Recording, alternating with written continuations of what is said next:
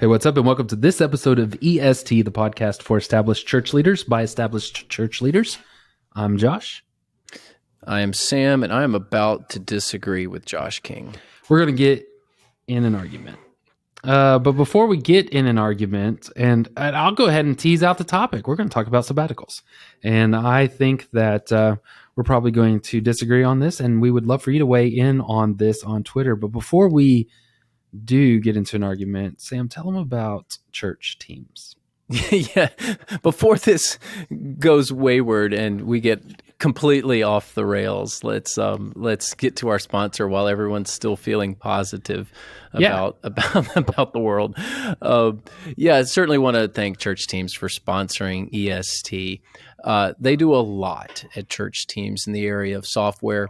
They've got all sorts of things that they can offer your church. They've got applications for membership, check-in, email, texting, online giving, scheduling of volunteers, groups, giving, process management. I mean, church teams has been around a while, co-founded by Boyd Pelly. Hey, Boyd, I know that he's a great guy. I just can't say enough good about him and his team. It's one of the reasons why we like church teams as a sponsor of EST. I believe in their company and what they do and the people who run it. So you get world-class technology at an incredible price. And pricing starts at $37 a month for churches under 200 people. You can add text to church and online giving for just a small amount more. I know you'll love this system. So go check it out. The offer is at est.church. You get 2 months free. You fill out the form. You'll get a chance to talk with them. I'm sure they would love to just, hear about your church and provide you a church management software solution just for you. So again, est.church, you can get the offer there. Thank you, church teams, for sponsoring the show. Listeners, viewers on YouTube, you should go check them out. Yeah, that's right. All right. So our church just recently our personnel team adopted a sabbatical policy, and pretty much I can request pastors, and we can request to take a paid break from the normal deals. This doesn't count against our vacation time, those sort of stuff. And I heard the rumor is, Sam, you're against sabbaticals. Yeah, well, you just found that out right before we started recording, and I made it out like it was a rumor. Well, it's not a rumor anymore. I had a church, a religious magazine ask me to write on this subject, and then the project kind of fell apart without getting into details there. I don't know if it fell apart because they learned about where I stand on this or not. Yeah, I am categorically opposed to sabbaticals for pastors. Now, hear me out. Before we get into and the funny thing is you and I, you're like, you before the recording, you were like, hey, I'm kind of for it. I'm like, I'm definitely against it. And then we just jumped on the show. So we don't even really know what each other are going to say here. Right. So this should be but good. But we're going to argue about it. Yeah, that's the point. Yeah. Well, you just instituted a sabbatical policy. That is something I would never do at my church unless I was forced to by the church. Hear me out before you guys think that I'm some sort of ogre for overworking pastors. If you have the right amount of vacation time, you should not need a sabbatical. Period. Full stop. And if you feel like you always need a sabbatical, well, either one of two things is happening. Either you're in the wrong position and you're just overworking yourself, or your church needs to rethink the vacation policy. So I like to approach time off or PTO, paid time off, from the perspective of just take your vacation days. Then you don't need this big drama, because it is drama when you leave and you're on sabbatical. I have a pastor here in my community, in my region, who just sent out this big church-wide email because I subscribed to their newsletter and said, I'm going to be gone for 3 months. I'm on sabbatical. Please continue coming to church. I mean, that's literally what the email said. And it's like, dude, if you have to do that, that's a problem. Like that's not that's not the right solution. So I think the issues that sabbaticals try to solve can be better solved through other methods. And I think better vacation policy is a case in point, because when you leave, man, when you leave and you're on sabbatical and you make this big announcement, I'm going to be gone a month or 2 months, there Mhm. is a lot of drama around it. There's a lot of Yeah. questions. And frankly, the hospital administrator doesn't get a sabbatical. The construction worker doesn't get a sabbatical. The manager of the restaurant doesn't get a sabbatical. This is multiple months or weeks paid time off. Like, nobody else gets that. Why should pastors? This Mhm. is something that started in the educational system, It did. and it was meant for professors to have a season of research, in-depth, intense research. This is a sabbatical is not supposed to be a break. It's supposed to be permission to focus on something very intense for a season. So you're actually, if you do true sabbaticals, you're actually supposed to be working on your sabbatical. One last thing, and then I'll hand it over to you, Josh. And I know you've All got plenty right. to say. I'm having to Let's take say, notes. Yeah. yeah, let's say you're a pastor of 25 years at the same church. And they're like, you know what? You've always wanted to write that book, but you've never had time. We're going to give you 3 months off to celebrate 25 years to go write your book. Man, take it. I'm excited about that. So I'm totally fine with this is a reward or an honor, or us as a church just saying, you've been here forever. You've never had this time to go write your book. Go do it, or whatever the project is. And so Mhm. you give that pastor of 25 years or 20 years, whatever. So if there's a significant amount of time, and the church wants to honor a pastor in that way, I think that's great. I'm certainly not opposed to that. But what I am opposed to is, well, every 5 years you get 3 months off. I think, Okay. frankly, the word I will use is ridiculous. That's All right. ridiculous. All right. All right, let's go. Here's Now it's your turn. Your turn. here's how you're wrong. No, at first, let me start with how you're right. I think one way to think about this is churches need to consider this, and pastors need to consider this more as, what if we could prevent the need for sabbatical? And maybe I'm saying the wrong words here, but go with me for a second. I'm with you, Sam. Man, when it's 4:30, go home. The nature of ministry work is it's not the same as the construction worker. The construction worker gets blueprints, builds the house, moves on to the next house. Hopefully you always have more houses to do, but no work is ever done when it comes to pastoring. Sunday comes every other day. So with that mindset, what I try to teach my staff and other pastors is, when your work day ends, go home. I understand, and I'll get to that in a moment, that there are a lot of things that don't fit into the normal 8-hour week or the 8-hour day. So you need to take your rest. You need to take a weekly day of rest. I don't think that means you need to veg out on the couch, but go for a run, enjoy times with your family, that sort of stuff. And you need to take your vacation time.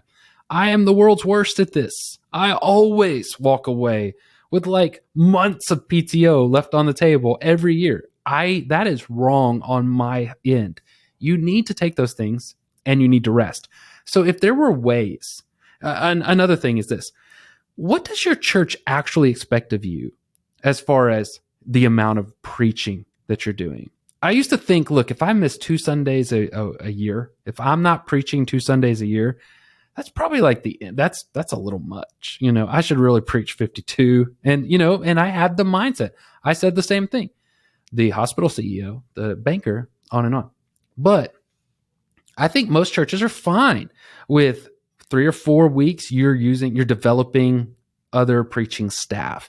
You might throw a week in there where it's a local seminarian that's and you've trained and you've worked with them. You're not there. You're on the front row, a guest speaker here or there, those sort of things. When you can put about at least, let's say 12, you preach 40 times and there's 12 more. All of us know that week you're not preaching, man, it's like I could get so much done that week because I don't have sermon prep on the table. So I want to say there should be a level of sabbatical prevention. Okay. In the typical way that it's like, I'm almost burnt out, I need to go away. Let's try to prevent the burnout with things that are already there on the table. If you're not using that, that's going to be a real problem. So, okay. So I'll just say there's a level to it where I agree with you. Now, here's the other side of it. And man, it wasn't 3 or 4 years ago. I was saying the same thing. These people don't, this person doesn't, this person. I do think fundamentally there is a level of pressure that is on pastors in particular that is not on those other job positions that you listed. Let me give you one example. If you, let's say you have your work life, your home life, your kids' school life, your social life. Let's just say that there's those 4 buckets. All right. Let's say the local banker gets in a fight at work and loses his job. He can get another job in his town. Usually, you can get other jobs in your towns. Many people can. But your home life is still fine for the most part. You got to make your kids can still go to school. You can still go to your same friends. You can still go to your same church. There is an intermingled pressure where, Sam, if your marriage falls apart, you lose your wife, you lose your job, you lose your church, you lose your community. Everything falls apart. Now, that's not the way it should be, but that's the way it is. That's why it is stressful for me to go to Kroger, because I can't look like a scrub. I have to address everybody I see with a smile. I pastor a large church. This person talking to me, likely they attend, and I've just never met them before. And I have to treat them as a pastor. Everyone, everywhere I go. So I think there is such a pressure on church leaders, on pastors, that a dedicated time away is allowed. Now, you might say, well, that's vacation. Here's the difference.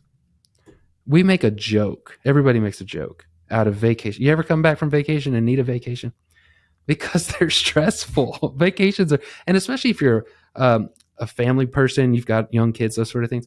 The difference in a vacation and a sabbatical in my mind is this. A vacation is to rest. You need to go off and hang out with your family. That's fine. But oftentimes they can be exhausting. Sometimes work piles up on the other end. Maybe you should do something different about that. A sabbatical pours into you. It invests in you. You remember when you were in seminary, and a lot of our listeners will remember this, you had a million sermon ideas. You could charge the mountain. We had all this kind of stuff because we were just being poured into, and we were about to go release it. Well, after a long time of that, you're empty. I think professors do this because they're pouring and investing and investing. They need to pull away some time to invest in you. I think some dedicated, maybe a month every 5 years, maybe 2 months, something like that, where you go off, like you kind of said, you said work. I agree. It's either like work or development. Go off, take it easy. You don't have the pressures of the daily. You're maybe away from other people. You're reading, investing, your creativity will grow. For those reasons, I think maybe don't call it a sabbatical, but there needs to be intentional development investment time because of the pressures and the nature of our job. Man, most bankers don't have to give what amounts to a weekly oral exam on an ancient book in a brand new, fresh way that communicates to third graders and 70-year-olds. That's intense. That's just something that we just deal with, and then walk out of there, go to a baby dedication and a funeral, and walk people through divorces. We deal with stuff every day that creates such a pressure. We have to pull out and let other things invest in us. So that reasons, I think some sort of form of that is good, but you ought to prevent it from the front. How do you? Well, if what you're saying is true, then social workers need sabbaticals more than anybody else, right? But they're maybe, but social workers don't preach every week. Social workers don't have to administrate a $4 million budget. They don't have 30 staff that they're managing. I know that there are a dozen jobs that deal with similar stresses we deal with, but we deal with all dozen stresses is what I'm saying. And that's all right, different. Fair enough. I'm still not convinced, but I think okay. you probably, I would say you've probably got 90% or 95 or 99% of our listeners with you. I probably have a sliver of a minority that is with me on this. I know I am in the minority view on this. Let me ask you this though. Okay. What's your policy? Because you said you're about to institute a sabbatical policy. What's your policy? Who does it apply to? And are you going to call it a sabbatical? Because I would encourage you not to call it a sabbatical, even if it is. Yeah. So I got it right here. I'm He's pulling looking. it up. Yeah. He's actually looking up the actual file. And if you Yeah. listen to the last episode, you learned that we shouldn't be making stuff up. So he's going to give you the straight truth. Yeah. So a sabbatical leave for pastors is a planned time off for business of the church, from the business of the church and from their everyday responsibilities, and provides an opportunity for uninterrupted meditation with Lord, prayer, study, missions, travel, volunteer activities, and personal enhancements. It is an opportunity to disengage. There's some language here that, the chair of the personnel committee must be notified no later than 4 weeks prior to the start of the sabbatical with coordination of the pastors. You want to make sure everything's good. Sabbatical days will not count against the pastor's PTO. I'm trying to look. Okay, it's on the 5th year. Sabbaticals will be for 4 consecutive weeks and will be paid. So every 5 years, 1 month for pastors. So we have 2 here. Yeah. And there's a bunch I didn't read, but there is like the idea of disengaging from the regular pressures to be invested in or develop. So it's a little bit more narrow. I'm with you. I know a guy that does not preach every year. He's not even at the office every year for June and July. He's just gone. They call it a sabbatical. He's playing golf. He's on the beach every year. That's just a very long, generous vacation plan. That's Yeah, I not mean, the same as a sabbatical in my as a mind. bab as a Baptist, I believe in the local autonomy of the church, and if church wants to do that, and somebody's got that gig and they love it, okay, great. I disagree with it, but Mm-hmm, mm-hmm. let's also recognize that this is not for the most part, not a biblical issue. I don't think So, so. Yeah. this is best practices.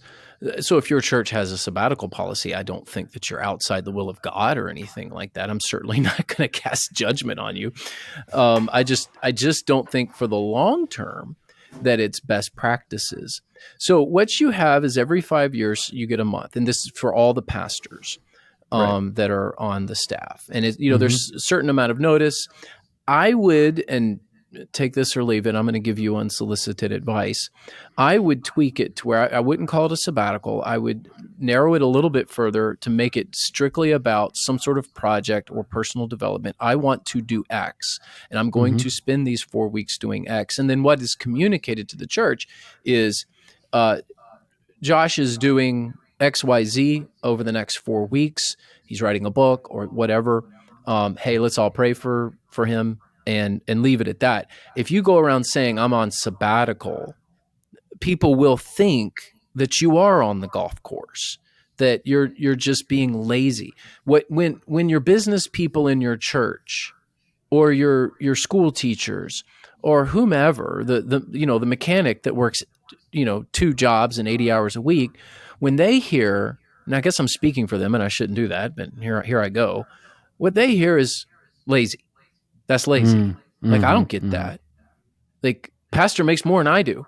Well, some pastors do. Mm-hmm. And, Mm-hmm. not, some of our listeners may be like, yeah, that my church members make more than I do. But that's kind of the visceral reaction. And perhaps that's a bit jaded. It is jaded. But I think you should protect yourself from that, because you will Yeah. have some in your church that think that, even if it's not all. There will be plenty of people that criticize you for it. So I would just say, be careful with your language. I would not call it a sabbatical. I would refine it to, yeah, he's doing this, and let everyone know what this is, so that when you come back, you're held accountable. Hey, did you write your book? Or whatever Mm-hmm. it is you want to do. I keep using that example. Did you get the job done? And I think what that does is it lets your church know that you're investing in yourself, and you're Mm-hmm. being poured Mm-hmm. into. And I think that's important. Now, if that's how you structure it, I still don't like it, but I think it's a much better approach than, the pastor that takes July off every year. Like, really? Really? Yeah.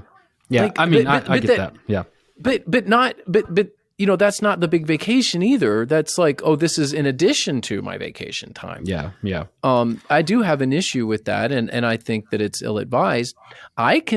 Every single case of sabbaticals that I've heard of, now that maybe my network isn't, maybe my sample size is small here, but every time I've done coaching, consulting, talking with pastors, and I do that a lot, every single sabbatical that I've heard of, pastors have come back and they have said, I regret leaving. I should not have left. I left a power vacuum, and that vacuum got filled with the wrong people. So Mm-hmm. how do you, let's say you're going to institute this policy. How do you institute the policy where you don't leave power vacuums? Well, I think those are two subjects that are interrelating to one another. I think that means then the structure of your church, your polity was messed up in the first place, regardless of your sabbatical or not. It was messed up. Fair.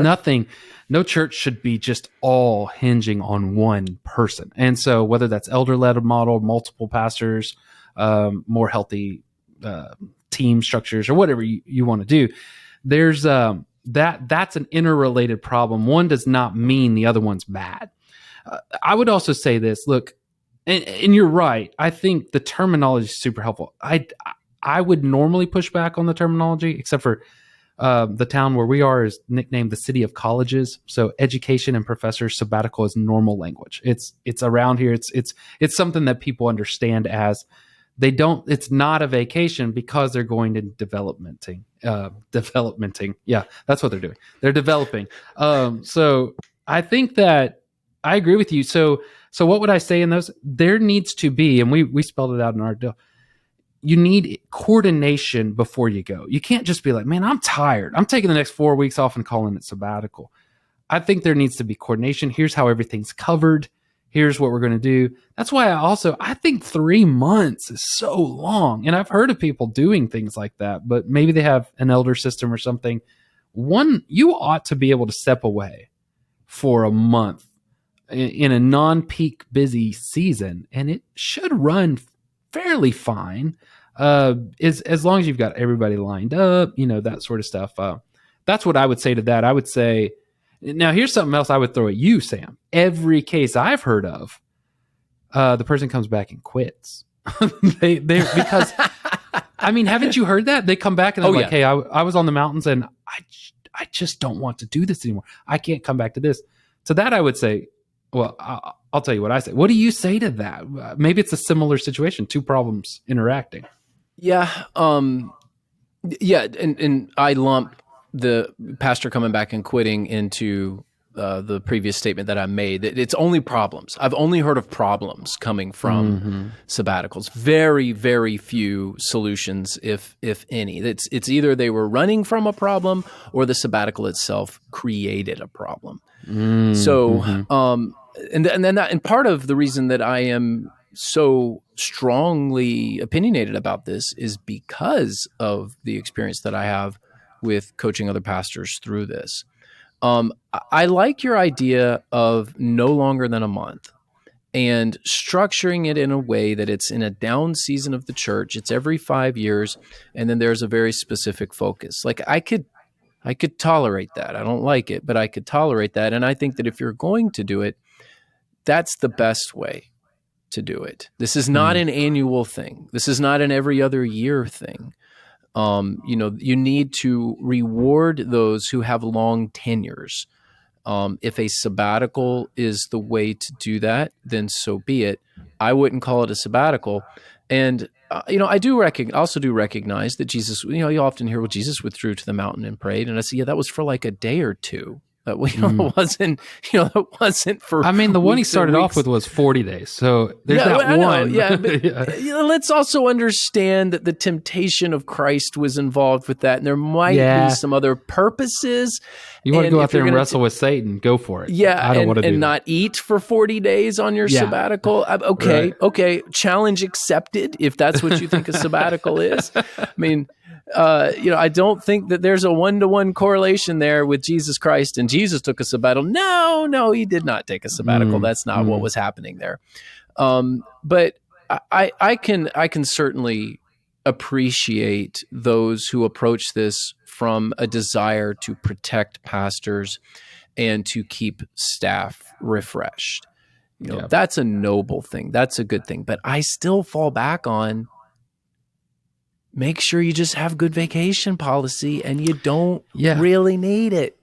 Yeah. I mean, somebody might say that Jesus only did this for 3 years and they killed him. So there's that as well. So, we're talking about 5 years or 7 years. Here's the deal. I would say, and I mean, we could maybe craft this, or somebody could craft this. I think you ought to go to sabbaticals rested but depleted.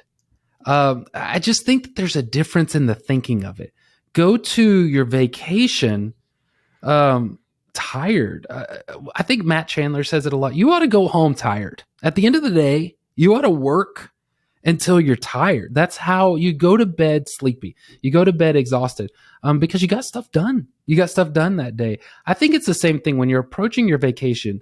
This is a time to go away, and honestly, when you have small kids, it's a time to go away and make memories. It's hard on you. It stinks. It costs a lot of money, all that kind of stuff. So there's vacations, but when it's sabbatical, I just think because of the unique natures of unique pressures that require creativity and administration, that sort of stuff, I think you need to go away depleted and get renewed. I'll throw one more thing at you because we're almost out of time here. I think it's good practice. This is something brand new I'm hearing about that I think is really smart. When you're hiring a new pastor on at your church, if you want to call it vacation, you want to call it sabbatical, whatever. I like this idea where new churches are hiring, saying we're going to start paying you on day 1, let's say, but we don't want you to start until day 30. And what they do is they allow a real transition time where you can actually help your family move, where you can rest, where you can let go of other things before you pick up other things. Again, we have a unique pressures on our position. And most of our relationships, again, our church was our friends and our community and our social network. I mean, we didn't just leave a job. We left friends. We left family. Kids moved schools. And a lot of times, and I regret this, to be honest with you, I regret this. I took this position, preached here in View of Cole, went back and preached at the other church as my farewell sermon, preached the next week here, and lived here 2 weeks before Jackie by herself, well, with movers, moved the family up here. There was no transition time, nothing. I went from tired into brand new tired. And that was a bad move on my part. I should have been there to even just drive the van up with my wife, that sort of stuff. So I'm liking that trend. If we have any pastor search teams out there listening, if we have people that are hiring executive level positions, consider doing that. You could probably do that. The position's open. You can keep paying for 1 more month, have that interim do it. So, do that kind of transition. I love that idea.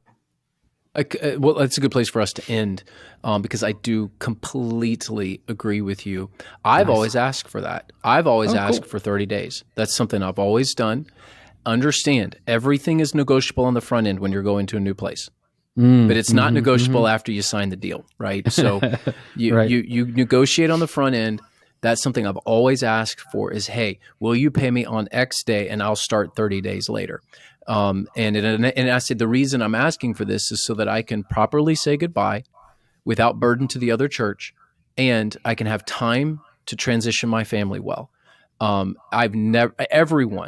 Every church, and I've pastored some tough churches, every one of them, though, has said, yeah. So I would say if your church doesn't offer it, that you would ask for it. Nice. Yeah, perfect. Well, before we sign off, let's talk about Church Answers and something exciting with them. What do you got to share today? Yeah, I'm thrilled to offer a scholarship, just like we did in the last episode. So we still have some left.